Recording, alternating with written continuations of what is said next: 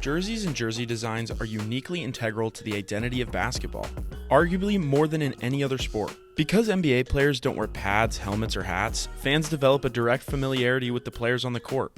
Because basketball's visual identity is so minimal, jerseys really stand out, turning into symbols that are pretty much inseparable from the players who wore them. For example, this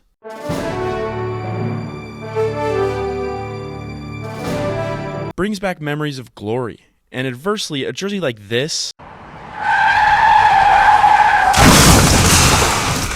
can bring back memories of a time best left forgotten. That kind of nostalgia-driven power hasn't gone unnoticed by other leagues. In recent years, it feels like every week a new special edition jersey is announced. In 2021, the MLB implemented City Connect jerseys, and even the NFL has announced that this season they will be launching the Rivalries program, in which 8 teams get a unique city-themed jersey that they'll wear a few games out of the season. With the surge in popularity of these design sport fusions, some uniforms have been incredible, while others leave much to be desired. It was the NBA's City Edition uniforms that really set the standard for using jerseys to honor a city's community's identity and spirit, and they've led the way ever since. But how did we get here? And where are these designs headed next?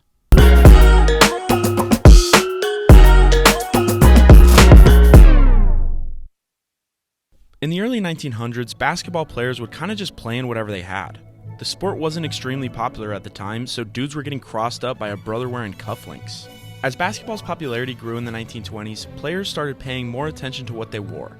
The first round of jerseys used by players featured a small buckle where the jerseys fastened under the crotch to avoid them becoming untucked. And I think I speak for everyone when I say we need to bring these puppies back. 2 decades later, the 1940s brought a turning point. The founding of the NBA and a shift to synthetic fabrics. Gone were the days of your grandfather's leotard wool jerseys. In came polyester and nylon uniforms, some even with a fancy little belt. To this point, every team's uniform was made from a local vendor. This allowed for each team to have a unique design identity, which in a way made for the first ever City Edition jerseys.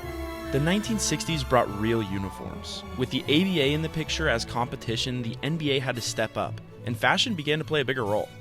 This era gave us the first iconic looks, stylized team names, and player names on the backs of jerseys. Through the 70s, uniforms stayed mostly the same. It wasn't until the 80s that the league's style really took a step up. The new decade brought refreshed jerseys that started being made with a more breathable mesh material. Around this time, the league also began selling jerseys to fans, turning them into a pop culture staple and a booming source of revenue for the league. Suddenly, jerseys were everywhere, on the street, in music videos, and in movies.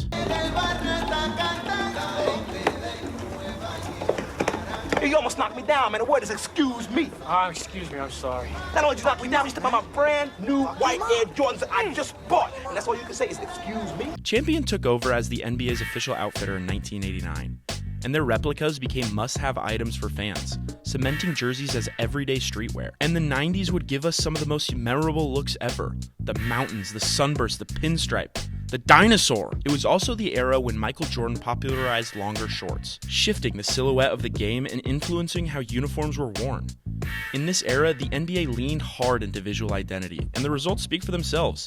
These looks are iconic, even popping when they are brought back in today's game. The 90s would start the baggy revolution that carried into the 2000s, with jerseys loose and shorts going way too low. I mean, TJ Ford. It gets to a point, my man. The baggy look started to fade in the late 2000s and early 2010s as mainstream fashion shifted away from oversized clothes.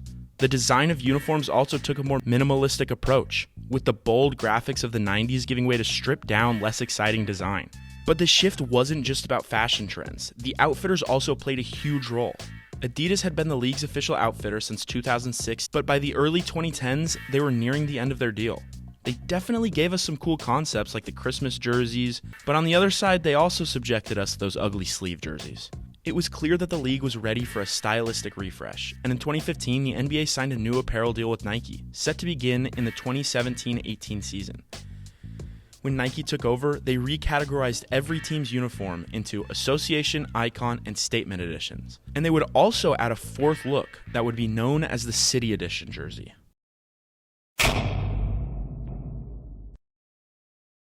The first batch of City Edition uniforms in 2017 landed pretty well with fans. Looking back, some were great, some forgettable, but pound for pound, most of them were just boring. A lot of them were just wordmark swaps or slight color tweaks, so the variety really wasn't there. Still, a few stood out. The Utah Jazz had their Southern Utah Red Rock design, inspired by national parks like Arches and Zion, and the Chicago Bulls pulled from the Chicago City flag, adding a sharp baby blue accent around the lettering. And then, of course, the Miami Heat gave us the Vice jersey, an instant classic that tapped into the Miami Vice color palette and immediately became one of the best designs in NBA history. In its sophomore debut, the 2018-19 season brought another strong round of jerseys. Standouts included the Nets' Biggie design with Coogi sweater side paneling, and the Raptors even had a Drake jersey. The Wolves debuted one of the best, with their Prince-themed Purple Rain design. But honestly, the most interesting jerseys from this year might be the ones everyone forgot about. The Kings boldly plastered Sacktown across their chest, and I will always give them credit for that. On the other side of the spectrum, Mavericks rolled out what might be the ugliest city editions ever. It almost felt like whoever was running Nike basketball at the time had a personal vendetta against Dallas that year. The Bucks tried a weird yellow panel jersey that didn't quite work, and the 76ers, who dropped maybe the funniest jersey ever, a Rocky sweatsuit-inspired sweatpant jersey. I mean, Embiid putting a 50 bomb on your head while wearing a grout fit might be the most disrespectful thing that could happen to your basketball team. In the 2019-2020 season, we saw almost every team drop a new City Edition jersey. This was the year where we were introduced to a lot of the classics that define the era. The Blazers rolled out their Rip City look for the first time, and Philly upgraded from their sweatpant jerseys to these gorgeous bad boys right here. And the Raptors even had a Drake jersey. The Lakers' entry that season was designed by none other than Shaquille O'Neal, which continued a trend of player-inspired jerseys after their Black Mamba jerseys. The Pistons dropped a jersey featuring the silhouette of the Twin Towers, and meanwhile the Mavericks once again managed to secure the title of Worst City Edition jersey in the league. I mean, whoever this Nico Harrison guy is, he cannot possibly do anything worse to this franchise. The Miami Heat kept their Vice series alive with the powder blue design, and Denver revived their iconic rainbow skyline on a sleek black jersey, instantly becoming a fan favorite. By this point, City Editions weren't just extra jerseys, they had kind of become must-see drops, where fans had anticipation to see what kind of heat their team would have for that year. My personal favorite of the year came from Boston. With iconic franchises like the Celtics, you rarely see them step too far outside of their historic wordmark and branding. That's why it felt so refreshing to see them try something new, a Lord of the Rings-esque wordmark that looked really good in gold.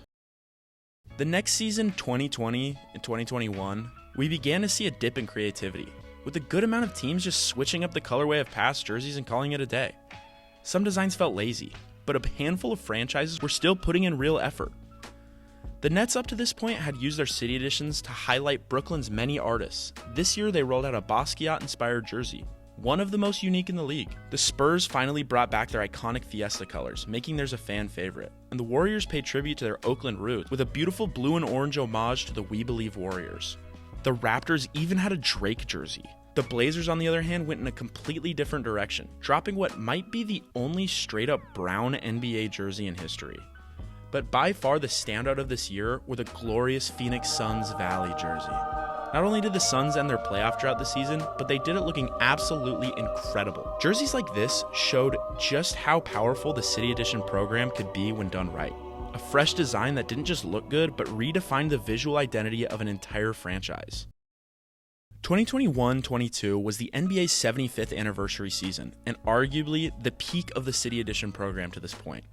For the first time, all of the teams were tied together by an overarching theme, remixing elements from their past jerseys into something refreshing and new. It was the league's way of celebrating 75 years of history, and the results showed.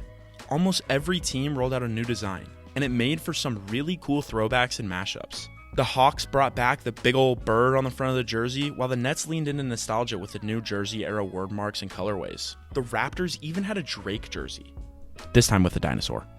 The Knicks tapped into their 90s look with a black jersey that brought back memories of their finals runs. This year, the Mavericks finally landed a solid City Edition jersey. Looks like Nico Harrison must have gotten a job somewhere else. Good for him. The Pacers leaned into 80s style with bold block lettering, and the Clippers threw it back to their old Buffalo and San Diego colors.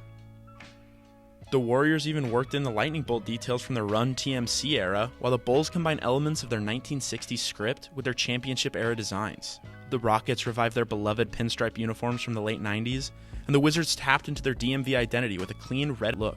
The Hornets tied their jersey to their city's aviation history with Buzz City lettering. The care in designing this batch of jerseys was obvious when they first hit the floor, and it felt like a true celebration of each franchise's history. Looking back, the season stands out as one of the last times Nike and the league put this much thought into the program. By the 22-23 season, it was starting to feel like Nike was phoning it in, running out of fresh ideas for the City Edition line. Credit where credit is due, there were still some standout concepts. The Suns dropped a jersey honoring the native tribes of Arizona, a design that paid homage to the state's history. The Wizards leaned into their city's identity with a pink cherry blossom jersey, reflecting the famous trees that bloom outside DC every spring. This year, the Toronto Raptors even had a Drake jersey. But those were kind of the only exceptions. The majority of the league's jerseys this year fell flat, and the Timberwolves were the poster child for the slump. Their City Edition looked like it was designed by a private equity firm. The Cavs, meanwhile, played it safe, with a clean wine and gold design that was nice, but hardly groundbreaking. The Heat went the opposite direction, dropping their infamous ransom note jersey with mismatched lettering cut from all of their past uniforms, a concept that I actually think is kind of rad. The Bucks got stuck with another forgettable green and blue look. And then you have the Hornets jersey, which everyone makes fun of, but I can't seem to find what makes it so funny. By this point, it was clear that the City Edition program was losing steam. The highs were still there, but the misses were starting to outweigh them, and for the first time, the drop felt less like an event and more like a chore. 23-24 was the year that Nike seemed to take the criticism of the previous season to heart, and made some big improvements. Some of the standouts brought real energy back into the program.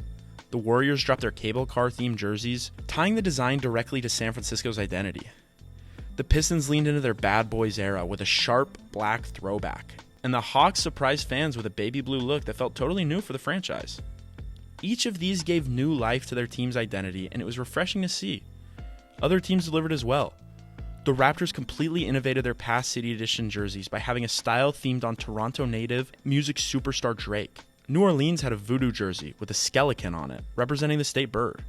The Thunder honored the blue-collar backbone of Oklahoma with a design dedicated to workers who build the city. And the Heat this season the Kings had a royal blue jersey that was reminiscent of the Kansas City days. Another major trend also started this season. The Pacers and the Jazz both introduced City Editions that proved so popular they became permanent parts of their rotations. The Pacers even wore the white alternate of their City jersey during the finals, and the Jazz used their design as the foundation for a complete uniform overhaul. For the first time in a while, it felt like City Editions had purpose again. Not just as one-off novelties, but as designs that could actually redefine a team's look long-term. After the refreshing creativity of the 2023-24 season, it was disappointing that the following year would be a complete nosedive. Many designs felt uninspired, and most were completely forgettable. The Celtics, for example, unveiled one of the most plain and unimaginative jerseys in franchise history, a design that offered almost zero connection to the team's legacy or identity. Across the league, there was honestly no innovation to highlight, and most people were left with a sense of fatigue rather than excitement. Looking ahead, the outlook for City Edition jerseys remains troubling.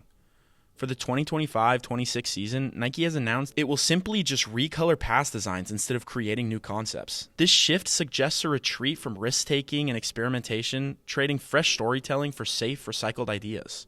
For a program that once redefined how uniforms could capture the culture and history of each franchise, the lack of innovation raises real questions about the long-term relevance of the City Edition line. When at its best, the City Edition program has shown us that a jersey can be more than just a jersey. It could be a canvas to show off a city's culture, identity, and pride. Too often, though, it has been slipping into nothing more than hollow merchandising, leaving fans with recycled ideas and missed opportunities. That tension between commerce and creativity has become the through line of NBA uniforms in the Nike era. Yet still, moments of brilliance will occasionally shine through. The Raptors 2024-2025 City Edition shows this, with its iconic Raptor echoing Vince Carter's legendary dunk contest performance. It proved just how powerful the concept of a City Edition jersey can still be. It was so much more than just a dino dunk, it was a tribute to a player, a franchise, and a city's basketball identity, all timed to the retirement of a legend's number. Designs like that remind us why the City Edition program matters. Nike's deal with the league runs through 2037, which means that these City Editions aren't going anywhere. The real question is whether the NBA will let these uniforms continue drifting into irrelevance, or whether they'll recommit to the spirit that made the line so exciting in the first place. If the Raptors' tribute to Vince Carter is any indication, there's still hope that City Editions can honor the past, energize the present, and shape the visual identity of basketball's future.